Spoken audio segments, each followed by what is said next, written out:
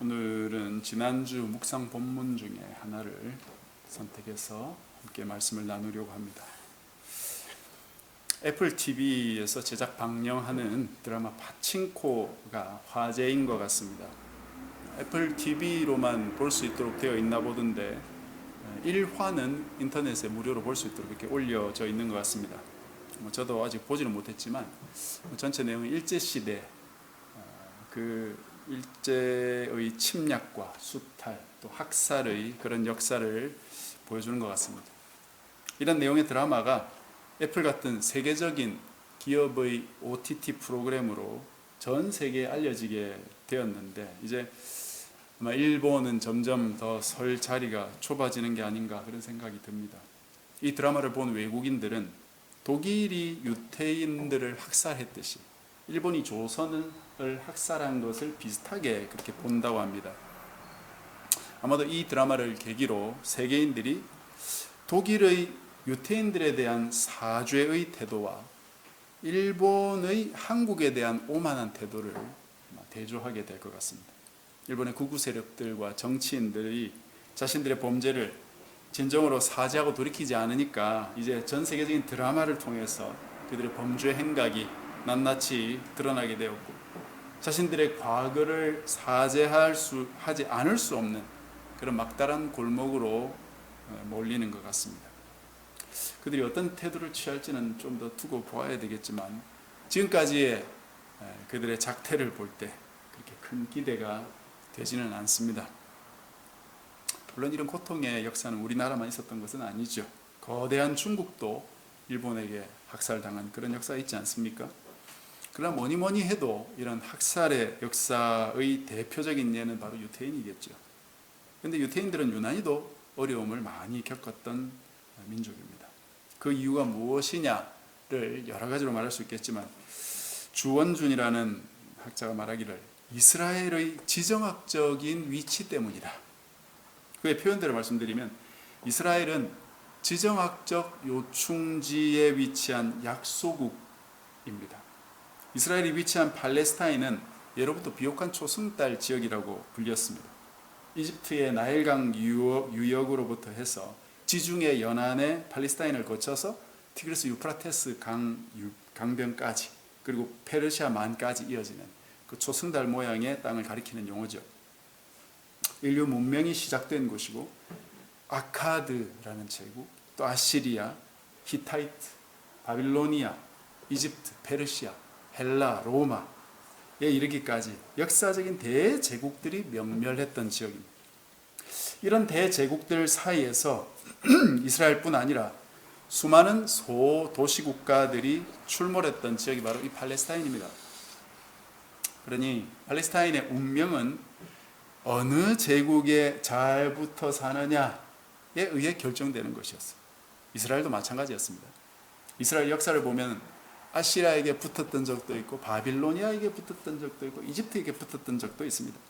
그러나 하나님은 항상 동일하게 말씀하셨죠. 사람을 의지하지 마라. 인생을 의지하지 마라. 대제국을 의지하지 마라. 하나님께서 그들을 살려주시겠다고 했지만 이들은 사실 하나님을 의지하지 못하고 제대로 믿지 못했던 그런 역사를 가지고 있었고 그래서 결국 패망하게 되었고 역사 속에서 사라져버리게 되었죠. 지금 팔레스타인에 있는 이스라엘이라는 국가는 1948년에 재건되었지만 여전히 분쟁 가운데 있는 나라이고 성경적으로는 그리 크게 의미가 있지는 않습니다. 오늘 본문 1절부터 4절에 나온 상황을 잘 보면은 이 남유다가 주전 586년에 바벨론에게 멸망한 사건을 이야기하고 있습니다. 본문을 보십시오. 하나님이여 이방 나라들이 주의 기업의 땅에 들어와서 주의 성전을 더럽히고 예루살렘이 돌무더기가 되게 하였나이다. 주의 기업의 땅이란 유다 땅을 가리키는 것인데 표현에 주의를 해볼 필요 있습니다. 하나님께서 이스라엘 백성들에게 주신 땅이죠. 그걸 주님이 우리에게 주신 땅이나 기업 이렇게 부르지 않고 주님의 기업, 주님의 기업의 땅 이렇게 부르고 있습니다. 물론 그렇게 부를 수 있습니다만 계속 살피다 보면은 이것이 상당히 의도가 있다 하는 걸 뒤에서 알게 될 것입니다. 이어 나오는 성전도 마찬가지죠. 예루살렘 성전이나 솔로몬 성전 또는 우리의 성전 이렇게 말하지 않고 주님의 성전 이렇게 말합니다. 그 의도는 뒤에서 나오니까 그때 살피기로 하고요. 어쨌든 이방 나라가 유다 땅을 침범하여서 이 성전을 더럽히고 성 예루살렘 전체를 폐허가 되게 만들어 버렸습니다. 예루살렘의 멸망에 대해서는 우리 여러 번 살펴보았지만 열왕기하, 역대하, 예레미야 이런 성경에 곳곳에 기록하고 있는데 그중 열왕기하 25장에 아주 자세하게 묘사되어 있는 것을 제가 간략하게 좀 말씀을 드려보겠습니다. 남유다의 마지막 왕이었던 시드기야 9년에 주전 한 587년 정도 되거든요. 그때 바벨론 왕 느부갓네살이 예루살렘에 와가지고 2년간 포위를 합니다. 그러자 예루살렘 성 안에 갇혔던 백성들이 먹던 그 양식이 다 떨어지겠죠? 그러면 사람들이 살아가려고 그 성에서 나옵니다. 그때 사람들이 도망갈 때 시드기야도 함께 도망을 가다가 잡혀가지고 두 눈이 다 뽑히고 바빌론으로 끌려가게 됩니다. 느부갓네살은 자기 시위대장을 보내가지고 성전을 다 회파하게 만들어버려요. 성전과 왕궁을 불사르고 예루살렘 성벽을 헐고 성전 기물들을 모조리 약탈해 갑니다. 백성들을 사로잡거나 쳐 죽이고 나머지 비천한 자들만 남겨가지고 그곳에서 농사짓고 살게 만들어요. 이런 역사적인 현장을 바라본 예레미야라는 선지자가 있었습니다.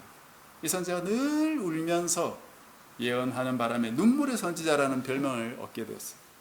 예레미야 애가를 여러분 한번 보십시오. 황폐한 예루살렘을 바라보고 슬픔과 탄식과 비탄에 잠겨서 애통을 노래하는 예레미야의 목소리를 잘 들을 수 있습니다. 얼마나 슬프고 애통했는지 조금 짐작할 수 있겠지만 실제로 그 예레미야의 마음을 우리가 다 알 수 없을 것입니다. 예루살렘 멸망 당시 상황이 2절부터 4절까지 계속 나오는데요. 2절부터 3절까지는 그 백성들이 죽어서 시체가 즐비한데도 그들을 매장할 사람조차 없어가지고 시체들이 새들이나 들짐승들에게 뜯어먹힌다는 것이. 왜냐하면 다 끌려가 버리고 남은 사람들은 산 사람보다 죽은 사람이 더 많으니까 그런 상황이 벌어지는 거예요. 이들의 시체를 공중의 새에게 땅의 짐승에게 준다는 표현은 언약 문서에 등장하는 저주의 표현이거든요. 근데 실제로 사체를 먹는 새도 있고 짐승들이 있죠. 신명기 28장에 보면 하나님께서 이스라엘 백성들이 하나님 말씀대로 잘 순종하면 너희가 들어와도 복받고 나가도 복받고 너희들 밥그릇도 복받고 숟가락 젓가락 다 복받겠다 그랬지만 너희들이 하나님을 버리고 그 말씀 따라 살지 않는다면 우상 숭배하고 산다면 완전히 철저하게 멸망하게 되겠고 너희들의 시체가 돌봐줄 사람조차 없어가지고 들짐승들의 밥이 될 것이라고 경고하셨습니다. 그 말씀은 협박이 아니라 실제로 이루어졌던 것이 바로 이 예루살렘 함락이었습니다. 그래서 4절에 이웃 나라들 암몬, 모압, 에돔 이런 나라들입니다. 그런 나라들이 이스라엘 향해서 손가락질하고 비웃고 있다 이것입니다. 이 백성이 이토록 비참한 처지에 빠지게 된 이유가 뭡니까? 그 이유에 대한 설명이 이어서 5절부터 9절까지 나오고 있습니다. 결론적으로 한 가지라고 이야기할 수 있습니다. 그것은 바로 이들의 죄악 때문입니다. 그것도 궁극적으로는 자기 조상들의 죄 때문이다 라고 되어 있고 그것으로 인해서 하나님이 진노하신 것이 바로 직접적인 원인이죠. 5절을 보십시오. 여호와여 어느 때까지니까 영원히 노하시리까 주의 질투가 불붙듯 하시리까. 지금 주님께서 이들에게 진노하시는 것은 다른 말로 질투라고 표현하고 있습니다. 질투라는 단어는 10계명 2계명에 나오죠. 2계명이 뭡니까? 형상을 만들지 말고 그것들을 섬기지 말고 절하지 말라 하는 명령이에요. 왜냐? 하나님은 질투하는 하나님이기 때문에 내가 하나님을 미워하고 형상을 섬기면 그런 사람들에게는 3, 4대까지 죄를 갚고 하나님을 사랑하는 자들에게는 천대까지 은혜를 베풀겠다 그렇게 약속하셨어요. 이 말씀이 무슨 뜻인지가 중요하죠. 여러분, 시기와 질투의 차이를 아십니까? 단순합니다. 시기는 다른 사람의 것을 내가 갖고 싶어 하는 마음, 그게 시기거든요. 질투는 방향이 반대예요. 내 것을 다른 사람이 빼앗아갔을 때 내 속에서 일어나는 마음이 질투입니다. 하나님께서 질투하신다는 건 하나님의 거신 이스라엘 백성들이 하나님이 아니라 다른 신한테 가서 그 신을 사랑하고 섬기고 따르고 있기 때문에 하나님이 질투하셨다는 것입니다. 즉 이스라엘 백성들이 저지른 죄를 한마디로 한다면 이방신들을 따른 죄악입니다. 어떻게 하는 것이 이방신들을 따른 것입니까? 우상을 만들어 놓고 절하는 것일까요? 그것도 맞겠지만 굳이 그렇게 하지 않는다 할지라도 교회 열심히 다니고 예배드리고 성경헌금 이런저런 헌금 다 하고 직분도 받고 할 거 다 한다고 해도 이방신들을 따르는 사람들의 말을 듣고 따른다면 그것이 바로 이방신들을 섬기는 것입니다. 생각해 보십시오. 하나님께서 비도 잘 오지 않는 가나안 땅에 자기 백성들을 가둬두시고 너는 나만 잘 믿어라, 나에게만 기도해라, 내가 필요한 것을 다 줄게 라고 말씀하셨는데 하나님은 왜 자기 백성들을 물이 풍부하고 토양이 기름진 메소포타미아나 나일강 유역으로 인도하여 살게 하지 않으시고 비도 잘 오지 않는 이 좁고 긴 땅, 그것도 지정학적 요충지의 약소국으로 왜 살게 하셨느냐 이거예요. 하나님의 복이 맞을까요? 여러분, 우리가 거기 안 살아봐서 그렇지 그런 생각이 잘 안 들 겁니다. 그게 살면. 하나님께서 아브라함을 당시 세계에서 가장 잘 나가는 지역 중에 하나인 이 우르라는 지역을 떠나가지고 저 깡촌 가나안으로 데려오신 것을 과연 아브라함이 내가 복받았구나 라고 생각했을까요? 아마 그러지 않았을 겁니다. 그 대신 그래도 이왕 그 땅에 온 김에 그래도 복이라고 준다고 하시니까 뭘 복이라고 아브라함은 생각할 수 있었을까요? 네가 선 땅을 동서남북으로 걸어봐라, 내가 그 땅 주겠다, 네 자손 하늘의 별과 같이 바다의 모래같이 많게 해주겠다. 이거는 복이겠구나 그런 생각이 들지 않겠습니까? 요즘도 하나님께서 아파트 주겠다, 자동차 좋은 거 줄게, 네 주식 대박 나게 해줄게, 그러면 이게 하나님이 복인 것보다 우리가 그렇게 생각할 수 있을 겁니다. 그러나 그 복을 받으려면 일단 가나안으로 와야 되는 것이죠. 따라서 하나님이 오라고 하시면 그곳이 비록 깡촌이어도 이것이 복일 것이다 라고 믿고 와야 되는 것이죠. 이 복을 받고 가나안 땅에서 살아남으려면 어떻게 해야 됩니까? 하나님께 잘 붙어 있어야 됩니다. 목마르면 하나님 비 내려 주십시오 그렇게 기도해야 되고, 배고프면 하나님 먹을 거 달라고 기도해야 돼요. 생존의 필수적인 모든 것 다 하나님께 달라고 기도하고 요청해야 됩니다. 그러지 않고는 살 수 없어요, 그 땅에서. 물론 이런 과정들을 통해서 하나님의 목적이 있는데 그건 하나님께서 자기 백성들과 끈끈한 관계, 마치 부모와 자식들 간의 그 친밀한 신뢰관계를 만들기 위함이었던 것이지, 이것 가지고 하나님께서 위력을 행사하면서 하나부터 열까지 너희들 기도해야만 주고 기도 안 하면 나는 절대 안 준다, 그런 관계를 원하신 건 아닙니다. 하나님은 자기 백성과 아주 친근한 관계를 원하셔서 그렇게 하셨던 것이, 아주 가깝게 지내기를 원하시는 것입니다. 지금도 마찬가지입니다. 하나님 우리와 아주 가깝게 지내기를 원하세요. 눈에 보이지는 않으시지만 그만큼 우리를 사랑하시고 우리와 가깝게 계시고 싶어 하신다 이 말입니다.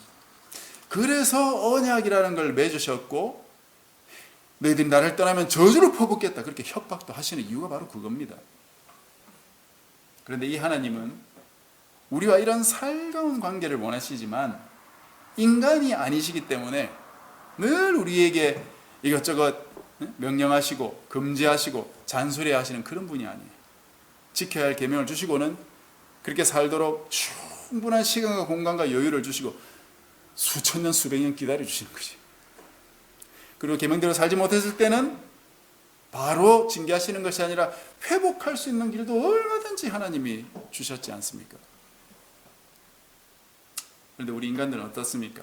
이 땅에 발 딛고 살다 보니까 늘 유혹에 시달리죠.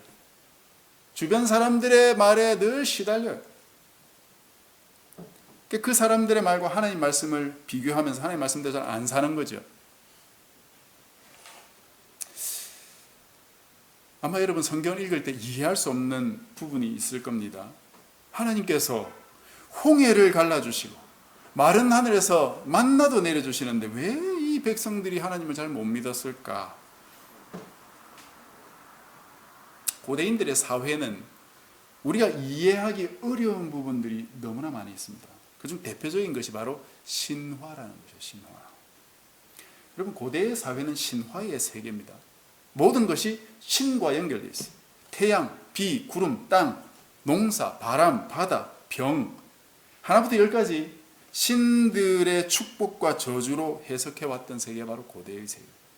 마치 오늘날 현대인들이 과학의 세계에 사는 것과 마찬가지로 고대인들은 신들의 세계에 살고 있었던 것입니다.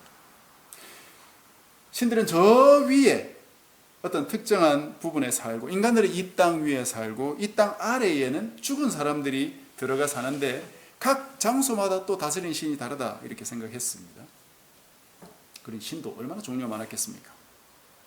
우리가 듣기에는 참 원시적으로 들리겠죠. 그러나 만약 그 고대인들을 찾아가서 혹시 인터뷰할 기회가 있다면 그들은 우리 보고 멍청하다고 생각할 것입니다.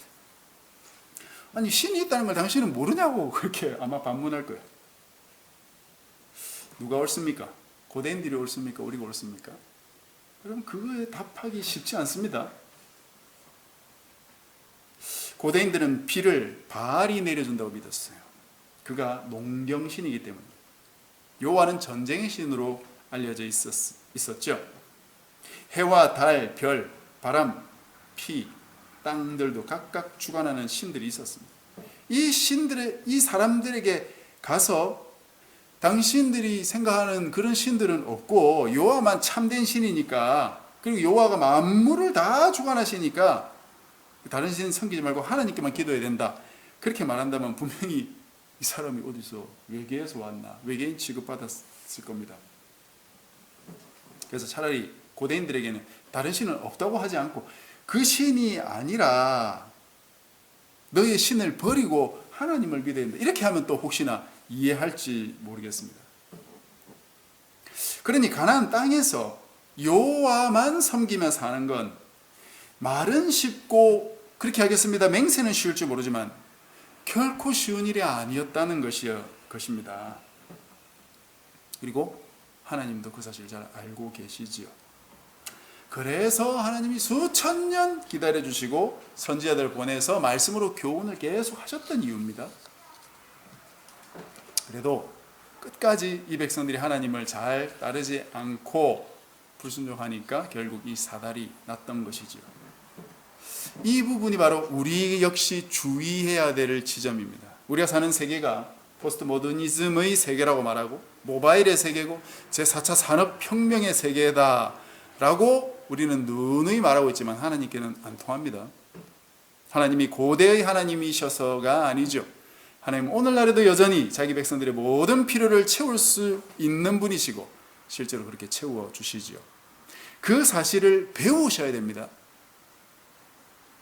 주일날 예배 드리고 설교 들으면서 하나님을 주일날과 예배 속에 또는 성경 속에만 갇혀있는 분으로 생각하면 안 된다 이거죠. 하나님 오늘날도 내 통장과 내 자산, 내 주식, 또 우리 교회와 우리 민족, 차기 대통령을 쥐고 계실 뿐 아니라 중국, 미국, 일본, 러시아 이 대국 사이의 지정학적 요충지에 있는 약소국 이 대한민국의 운명과 함께 그 대국들의 운명도 손에 쥐고 계십니다. 이런 거대한 영역은 자체하고 나 자신이 하나님 말씀을 따르고 순종하지 않으면 하나님이 예루살렘을 버리셨듯이 그 백성들이 죽임당하도록 내버려 두셨듯이 이웃 나라로부터 조롱과 비방을 당하도록 하셨듯이 얼마든지 그렇게 하실 수 있다 이거죠. 두려워해야 돼요. 하나님은 동일하신 분입니다. 구약시대는 저렇게 심판하시고 신약시대는 은혜의 하나님 아니냐? 절대 그렇지 않습니다. 하나님은 구약이나 신약이나 동일하신 하나님. 여전히 자기 백성들을 사랑하시고 순종하는 자들에게는 지금도 복을 주시고 그들의 필요를 채우시지만 하나님을 거역하고 따르지 않고 계속해서 그 길을 고수하는 백성들은 진노와 심판과 저주로 다가오시는 분이 바로 하나님이세요. 이 문제를 어떻게 해결해야 됩니까? 9절부터 마지막 절까지가 그 해답입니다. 찬찬히 한번 보십시오. 9절에는 죄를 용서해달라 회개를 했죠. 10절에는 이방나라를 심판해달라고 요청했어요. 11절에 보면 9절과 같은 내용을 반복하고 있는 것 같습니다. 한 번 더 자기 백성들을 살려달라 요청했고 보존해달라 그렇게 요청하고 12절은 앞에 10절을 또 한 번 더 반복하듯이 이웃나라의 심판을 강구하고 있습니다. 비슷한 내용들을 한 절 이렇게 겹쳐서 이렇게 기도하고 있습니다. 종합적으로 보면 두 가지죠. 자신들의 죄를 용서해 주셔서 다시 살려주시고 이방 나라들에게는 복수하시고 심판해달라 하는 것입니다. 그런데 이 기도를 하는 이 시편의 지은이가 아삽이라는 사람인데요. 이 사람이 이렇게 기도하는 아주 중요한 동인이 있습니다. 그 근본적인 동기가 있다 이 말입니다. 아삽이 이렇게 기도할 마음을 품게 된 그 근본적인 원인, 그것이 이 시에 전반적으로 드러나 있는데 그것이 사실은 제일 중요한 것 같아요. 여러분 9절을 보시면 지은이가 자기들을 도와주시고 용서해 달라고 했는데 무엇을 위해서 그렇게 해달라고 합니까? 주의 이름에 영광스러운 행사를 위해, 또 주의 이름을 증거하기 위해, 한마디로 말하면 주님의 영광을 위해 이렇게 말할 수 있겠죠. 10절의 복수의 기도도 목적이 있습니다. 왜 그렇게 기도합니까? 이방 나라들이 망한 유다를 보고 그들의 하나님이 어디 있느냐라고 말하지 못하도록 본때를 보여달라는 것입니다. 그래서 11절에 유다 백성을 보존해 주시고 12절에 이방 나라를 보복해 달라고 요청하는 것입니다. 그게 목적이 하나님의 영광을 보여주시도록, 하나님이 어디 있느냐 말 못하도록. 그리고 마지막 13절에 무엇으로 끝맺고 있습니까? 우리는 주의 백성이요 주의 목장의 양이니 우리는 영원히 주께 감사하며 주의 영예를 대대에 전하리이다. 하나님의 종들로 바로 살겠다고 소원하고 있는 것입니다. 앞에 1, 2절에 제가 예루살렘 땅을 자기네 땅이 아니라 주님의 기업의 땅이라고 부른다고 했고, 성전도 자기 성전이 아니라 주님의 성전이다. 자신들 가르칠 때도 주의 종들, 주의 성도들이라는 표현을 사용했고 그것이 의도적이라고 이렇게 말씀드렸습니다. 이제 그 의도가 무엇인지 여기에 집중적으로 나타나고 있어요. 자기네 땅을 주님의 땅이라 부르고 자기네 성전을 주님의 성전이라고 부르고 자신들을 주님의 백성, 양이라고 부르면서 주님의 이름을 위해 자신들을 건져주시고 주님의 영광을 위해 자신들을 괴롭힌 이방 나라를 벌해달라고 기도하고 있는 것이죠. 여러분 이런 본문을 보면 무슨 생각이 듭니까? 저는 예전에 이런 시편의 이런 본문들을 볼 때 이들이 하나님과 그래도 언약을 맺은 백성이니까 하나님의 그 언약에 기대어서 하나님을 부추기고 있는 거구나, 자기들에게 은혜를 베풀어 달라고 그렇게만 생각했습니다. 하나님은 언약에 신실한 분이시니까 비록 자기 백성들을 심판하시고 그들의 죄악 때문에 대제국에 팔아 넘기셨지만 그럼에도 불구하고 해묵은 그 언약을 먼지 털어가지고 하나님 언약 있지 않습니까? 이렇게 하나님께 들이밀 때 하나님께서 그래 맞다, 내가 언약을 맺었지, 이렇게 불쌍히 여기시나 보다 라고만 막연하게 생각했던 것 같습니다. 그리고 실제로 성경을 보면 유다를 파멸시킨 그 아수르나 바벨론이나 그리스 헬라 제국들을 하나님이 다 파멸시키고 그 위에 메시아 제국을 세워주겠다 그렇게 약속도 하고 그렇게 하지 않았습니까? 그게 성경의 역사거든요. 그러니 이런 기도를 하면 응답이 되나 보다, 그렇게 결론을 내릴 수 있는 거죠. 그러나 그건 어떻게 보면은 막연한 입장이고 하나님의 입장이라고 말할 수도 있을지 모르겠습니다. 근데 동시에 백성들의 입장에서 한번 생각해 보십시오. 그것이 이 노래가 가지는 의미가 있습니다. 비록 자기 조상들과 자신들의 불순종 때문에 하나님께서 진노하셔가지고 자기들을 제국에 팔아 넘기셨지만, 그건 사실 하나님께서 의도적으로 그렇게 하신 것이지 자신들을 구할 수 없어서 내버려 두신 게 아니죠. 그런데 그렇게 이들을 벌한다고 제국에 넘기신 것이 이방 나라들이 볼 때는 저 이스라엘의 하나님이라는 여호와 신이 마치 아수르의 신 남무스나 아수르에게 진 것 같고 바벨론의 신 마르둑에게 진 것 같이 보이겠지요. 고대인들은 전쟁을 인간들만 하는 것이 아니라 신들의 전쟁으로 생각했습니다. 그래서 전쟁하기 전, 그리고 전쟁 마치고 난 이후에 항상 제사를 드렸죠. 그리고 점괘를 보고 신탁을 받고 그런 일을 고대인들은 했습니다.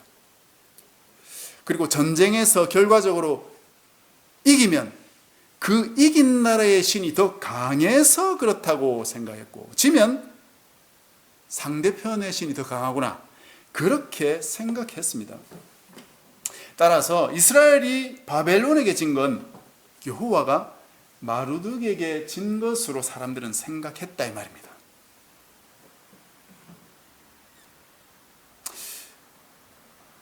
잘못은 백성들이 했는데 결과적으로는 하나님의 영광과 이름과 명성이 추락하게 된 계기가 되었다 이거죠. 지금 시인은 자신들의 상황도 비참하지만 그 비참한 상황을 모면하고자 하나님의 언약과 하나님의 영광을 이용하는 것만이 아니에요. 그런 기도에 응답할 정도로 하나님은 자기 영광에 중독되신 분이 아닙니다. 하나님이 만약 그런 분이라면 분명히 다른 수를 쓰셔서 유다를 벌하셨을 것이고 전쟁에서는 결코 지지 않았을 겁니다. 하나님 얼마든지 그렇게 하실 수 있어요. 그러나 하나님은 자기 영광이 엉망이 될 걸 아시면서도 이렇게 하신 것이에요. 이걸 이 지은이 아삽이 간파했던 것 같습니다. 왜 우리가 어릴 때 친구하고 이렇게 싸우다가 막 서로 욕도 하고 이렇게 하면서 그러다가 해서는 안 될 욕이 있죠. 서로 네가 어떠니 내가 어떠니 이런 욕을 할 수 있지만 너희 아버지가 어떠고 너희 엄마가 어떠고 뭐 너희 누나 형이 어떠고 이렇게 욕하면 어떻게 됩니까? 마음속에 막 우라통이 분노가 나서 그냥 막 때리고 싸우고 싶지 않습니까? 그와 비슷한 것 같아요. 비록 자신들은 하나님의 진노로 망해버렸지만 정신을 차리고 보니까 자신들의 형편보다 누추해진 아버지의 이름이 너무 뼈아프게 다가오는 것이죠. 하나님 우리 때문에 이런 망신이 나오고 계시는구나. 자신들은 그런 대우를 받아도 싸지만 아버지 하나님의 명예가 훼손된 것을 참을 수 없는 마음이 이 아삽에게 솟아나는 것입니다. 하나님에 대한 이방 민족들의 비방을 견딜 수 없는 마음이 이 아삽의 마음속에 솟구치는 것이죠. 그래서 자신들의 영광이 아니라 훼손된 하나님의 이름과 영광, 훼손된 하나님의 그 명예를 다시 회복해 주십시오 라는 간절한 마음으로 우리를 용서하시고 이방 나라를 보복해 달라고 기도하고 있는 것입니다. 그것이 진정한 하나님의 백성의 기도가 되는 것입니다. 하나님의 백성은 무늬만 하나님 백성이 아니고 실제로 자신을 위해 사는 백성이 아니라 자기 안위는 내려놓고 하나님의 영광을 구할 수 있는 백성, 그 백성이 진정한 하나님의 백성이 되는 것입니다. 하나님도 자기 백성에게 그러하셨듯이 하나님의 백성이라면 그 하나님을 닮아서 백성들도 그렇게 된다 이거죠. 여러분은 무슨 기도를 하고 계십니까? 무엇을 추구하고 계십니까? 나의 안위를 위해 하나님의 능력을 좀 사용해 주시기를, 내가 좀 실수해도 좀 잘 용서해 주시기를 기도하고 계십니까? 아니면 나 때문에 더럽혀진 하나님의 영광을 생각하고 그분께 죄송한 마음으로 다시 주님의 영광을 회복해 달라, 이제는 제가 다시는 그렇게 살지 않겠습니다, 결단하는 마음으로 그렇게 기도하십니까? 나는 과연 이 포스트 모던 시대에 참으로 하나님이 내 모든 걸 채우실 걸 믿고 용감하게 믿음으로 살고 있습니까? 아니면 세상 속에서 벌벌 떨면서 마치 지푸라기 같은 믿음을 놓치지 않으려고, 왜냐 천국은 가야 되니까 그렇게 살고 있습니까? 하나님 중심의 신앙으로 올바로 서게 되시기를 바랍니다. 나를 위해 살지 말고 하나님을 위해 살 수 있게 되시기를 바랍니다. 방향 자체를 바꾸시기를 바랍니다. 인생의 목적을 재조정하시기를 바랍니다. 하나님이 오라고 하시면 저 깡촌이라도 가서 하나님 붙들고 살 수 있는 믿음 있으시길 바랍니다. 그래서 하나님이 주시는 복을 받고 하나님의 영광만 위해 살아갈 수 있는 저와 여러분이 되시기를 주님의 이름으로 간절히 축복합니다.